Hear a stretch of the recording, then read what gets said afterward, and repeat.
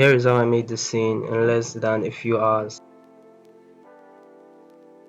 Okay, so starting with this, I had to get my models from a source. So as usual, I just used sketchfab.com and I was able to get this Ali model. It doesn't look like much right now, trust me, but when I switch to render view and then you see the textures, you're going to see that it's actually quite good. So I didn't model anything from scratch for this entire scene here, so I just used everything I used in the scene. I got everything from sketchfab just to make my work easier. I model, yes, but I do when I'm trying to create cinematic scenes and stuff like that, I actually minimize the models I work on personally. So starting with my camera, of course, this scene cannot be complete without a camera. And then I had to add a trash can.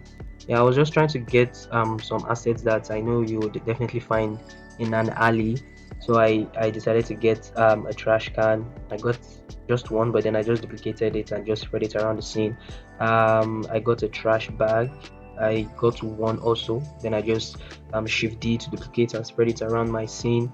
Okay, so I would say the most important aspect of creating a cinematic scene is knowing which models you're going to work with, and you can't know which models you want to work with without knowing what type of scene you're trying to create.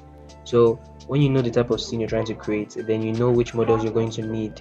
So knowing which models you're going to need, that's why I was able to get everything I needed before I even started working on the scene itself.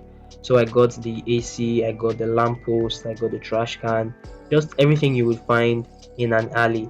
And so aside getting the models, and the next thing is also looking out for the textures.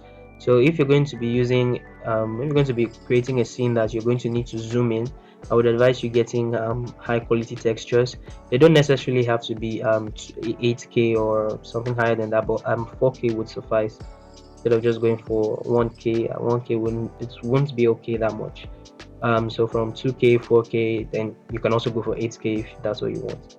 So then I got a gate, I got some tires, just some basic things that people will call trash, just to spread it around the scene and make it look a bit more realistic and more cinematic, basically. And then I got some cables, and then I got this bike from sketchfab. Like I said, I didn't model anything at all, so I was able to save time and save a lot of stress while working on the scene generally. So I got this bike from sketchfab. It looks completely okay. The textures, everything is quite good.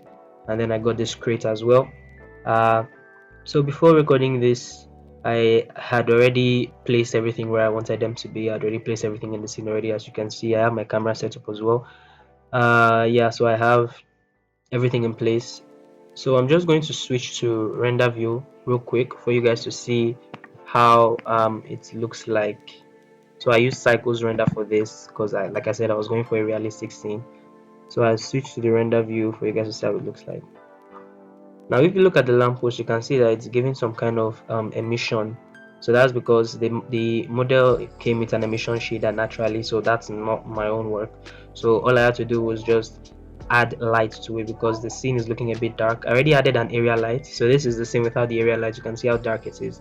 So I had to add an area light, but then again I didn't want it to be too bright because it was supposed to be a night kind of scene or toward evening kind of thing. You get the vibe. So I added the area lights, and then I decided to add point lights to the lamppost just to give it that kind of brightness that a general light lamppost would create around the object around it. So I added 3 point lights for the three lampposts, as you can see, and I'm very sure you can tell the difference just by adding the lamppost. So the third aspect of creating a cinematic scene, remember the first one was knowing what type of scene you're trying to create and getting your models for it. Number two is making sure you get assets that have the right textures, and number three I would say is the lighting. The lighting, very important. You can see the amount of life that your lighting brings into your scene.